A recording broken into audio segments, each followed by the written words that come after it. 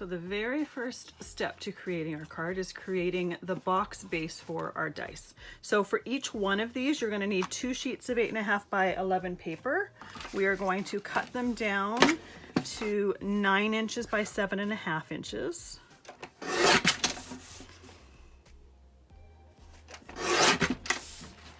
So that one is done. Now let's do this one.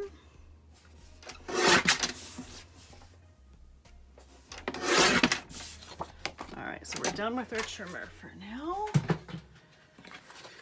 These we're going to set off to the side. We're going to use them to punch out the circles for the dice if you happen to be choosing to do 2 different colored dice. If not, you'll use some other scraps to do your circles, your dots for your dice. So I don't want to use that. I'm going to use this one here. So I've got a scoreboard here.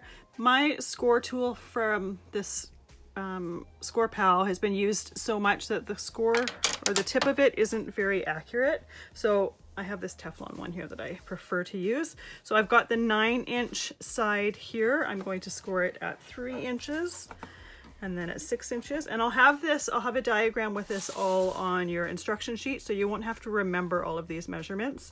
You'll be able to see them written down. So on the 7.5-inch side, we're going to score at 3 inches, 3.5, and 4, and then again at 7.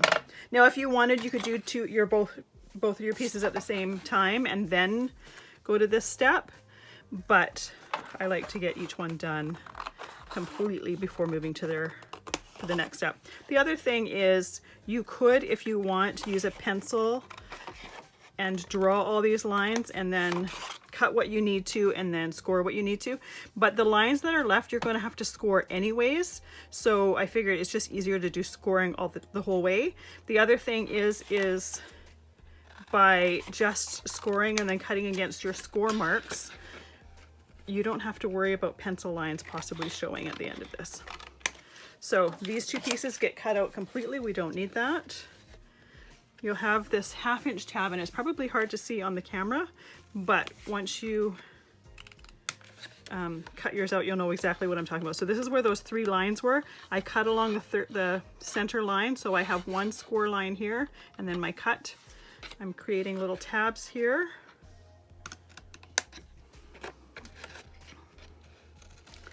And then I'm going to create tabs here on this little 1/2-inch flap here as well. I'm going to get rid of these there. Now these 2 corners here, we're actually going to score in an X pattern. Now it's much easier to do this once you've cut these pieces out, because you can see exactly where this corner of this box is. So I'm going to line up the corner with the scoring line there, and then I'm going to line the other one with the scoring line here. And I find if I put it next to one that has a double scoring line or a close scoring line, it's easy to tell which one to line it up with, which one's going to line it up. If I were to line it up over here, because they're all 1/2-inch apart, it's harder to tell and make sure that I've got it lined up with the right one. Just a little tip here. So I've got that one there with that one there. Once you've got that X scored in that space, you can cut off the top half. It'd be far too hard, or it'd be a little bit harder to score this, cut it, and then make sure that that is in the center. Although for what we're doing, it doesn't necessarily have to be in the center. It just folds a lot nicer, which will make a lot more sense once we get to what that is. And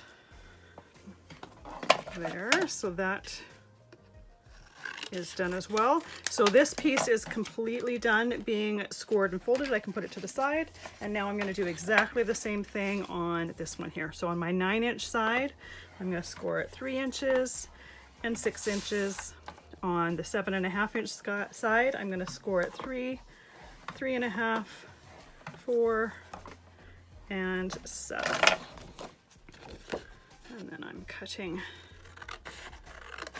up this line here. I'm going to cut all the way to the last score line there, but I'm going to cut this off at the middle score line. one of these things that might be a little bit more confusing when you're watching it the first time, but once you go to do it, it'll make sense. And then, like I said, there'll be diagrams in your on your supply list, so you can just go by the diagrams. And those tabs there. All right, let's get these out of the way, the little triangles out of the way. And now we score that little X part. So all I'm doing is, oops, I need to make sure I go on the channel. All I'm doing is making sure that corner there is in the same channel as that corner there.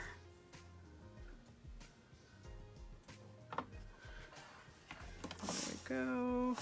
And I find it's easier to have it so that this part here isn't covering the left side, but that's what's easier for me. You may not find for yourself that that is the easiest way to do it, but it is for me. All right, and we don't need those corners there. So I've got my 2 pieces here. I will see you in the next video and we will start assembling our dice.